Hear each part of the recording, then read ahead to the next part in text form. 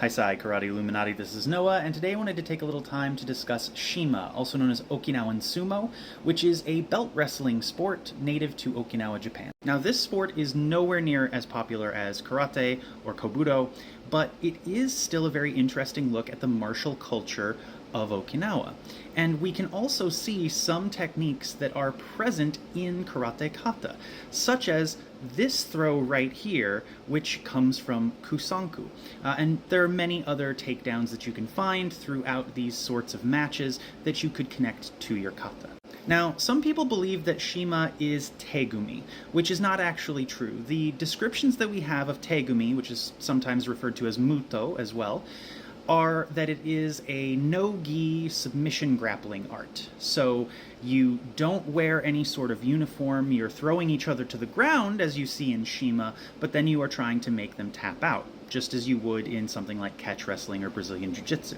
It is much more likely that tegumi was influenced by mainland Japanese arts like sumo and possibly even judo to become what we know today as Okinawa Shima. Unfortunately, I missed the opportunity to actually participate in some Shima competition when I went to Okinawa in 2019, but I hope to remedy that in a trip to Okinawa in 2026.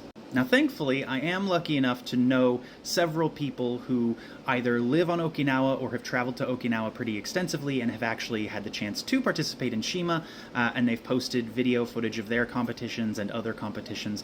So I've gotten to see quite a bit of it, and it really is an interesting sport, given that you aren't allowed to let go of the belt. You can see right here the Kung Fu Sash style belt that they're using and how deep a grip they actually take on that belt so that they are stuck together that way. And that does limit and restrict your options with regard to your takedowns. The goal of this particular sport is to throw your opponent to the ground. There's no continued grappling on the ground to try and get submissions or anything like that. It is purely about taking them to the ground. From what I understand, it's a similar rule to the ippon of judo, where you throw them fully onto their back and you win.